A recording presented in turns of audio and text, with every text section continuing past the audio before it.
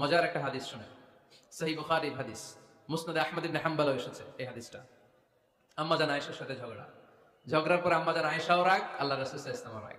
এখন রাগ মেটানোর দরকার আছে না নাই? আল্লাহ রাসূল সাল্লাল্লাহু আলাইহি ওয়াসাল্লাম বললেন, আয়েশা চলো মিটমাট করে ফেলি। সুবহানাল্লাহ কইবেন না? চলো মিটমাট করি। তো কারে ডাকবো মিটমাটের জন্য? ওমরে ডাকি। আম্মা জান আয়েশা বলে, না ওমর গলিফ, ওমর খুব মেজাজ ওলা, আমার ডর লাগে। তোমার আব্বারে ডাকি। আব্বারে ডাকেন। আব্বারে ডাকেন। খুশি হয়ে গেছেন আম্মা জান আয়েশা রাদিয়াল্লাহু তাআলা। আবু বকর রাদিয়াল্লাহু চলে আসলেন, দাঁড়ালেন। এবার বিষ্ণু সাল্লাল্লাহু আলাইহি ওয়াসাল্লাম বললেন, তাতাকাল্লিমিন আও আতাকাল্লাম, কি ঘটছে আমাদের মাঝে, তুমি বলবা না আমি বলবো? আম্মা জান আয়েশা বললেন, তাতাকাল্লামু আনতা ওয়ালা তাকুল ইল্লা হাক্কান, আপনিই বলেন তবে সত্য ছাড়া মিথ্যা বলবেন না। আবু বকর রাদিয়াল্লাহু তাআলা শুনে রেগে গেলেন, কি এ কেমন কথা তোমার? নবীকে উদ্দেশ্য করে তুমি বলছো সত্য ছাড়া মিথ্যা বলবেন না, নবী কখনো মিথ্যা বলবে নাকি? রেগে মেয়ের গায়ে মেরেছে এক চড়।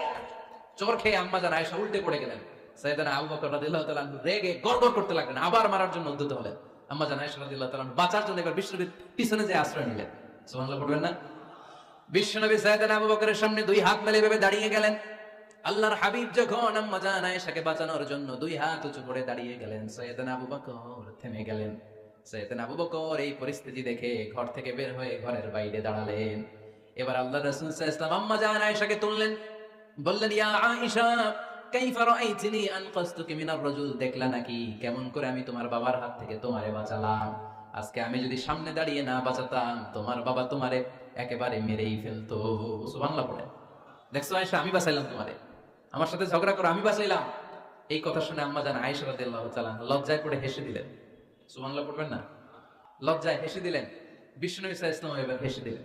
দুইজনের হাসাহাসি শুনে বাইরে থেকে আবু বকর রাদিয়াল্লাহু তাআলা আনহু হাসির আওয়াজ শুনে অবাক, কি রে এতক্ষণ যুদ্ধ এখন আবার হাসি কেন? হাসে দেখার জন্য সাইয়েদনা আবু বকর রাদিয়াল্লাহু তাআলা আনহু ঘরের ভেতরে ঢুকলেন। ঢুকে দেখেন আম্মা জান আয়েশাও হাসে, বিশ্বনবীও হাসে, সাইয়েদনা আবু বকর হেসে দিলেন। আরশের উপর থেকে খুশি হয়ে গেলেন কে? এবার সাইয়েদনা আবু বকর বলেন, ইয়া রাসূলুল্লাহ ইয়া হাবিবাল্লাহ আশরিকানি ফি সিলমিকুমা কামা আশরাকতুমানি ফি হারবিকুমা। নবী গো, আপনাদের দুইজনের মধ্যে যুদ্ধ লাগলে যেমনি মিটমাট করার জন্য আপনি আমারে ডাকেন, আপনাদের এই আনন্দ ঘন মুহূর্তগুলোতে শরীক হওয়ার জন্য মাঝে মাঝে আমারে ডাকেন। সুবহানাল্লাহ পড়েন। আপনাদের মধ্যে যুদ্ধ লাগলে সন্ধি করার জন্য যেমনি আমারে ডাকেন, আপনারা যখন আনন্দ ঘন পরিবেশে খুনসুটি করেন, হাসাহাসিতে মেতে ওঠেন, তখন একটু আমারে ডাকেন। সুবহানাল্লাহ পড়বেন না? দেখেন আল্লাহ রাসূল সাল্লাল্লাহু আলাইহি ওয়াসাল্লাম পৃথিবীর সবচেয়ে শ্রেষ্ঠতম মানুষ, উনাদের পরিবারেও ঝগড়া হতো, কিন্তু এই ঝগড়া কোনোদিন তালাক পর্যন্ত গিয়েছে? কথা বলেন না কেন? আল্লাহর হাবিব সাল্লাল্লাহু আলাইহি ওয়াসাল্লাম তার কোন স্ত্রীকে তালাক দিয়েছেন? তার মানে নবীদের ফ্যামিলি তো ঝগড়া এগুলো হতো, কিন্তু এটা তালাক পর্যন্ত গড়াতো না, ঠিক কিনা? তাহলে এখন থেকে আমাদের এই স্লোগান নিতে হবে যে ঝগড়া করলেও আমরা ডিভোর্সের দিকে যাব না। পারা যাবে? আর একজন রেগে গেলে আরেকজনকে চুপ থাকতে হবে। ভাবি রেগে গেলে আপনি চুপ।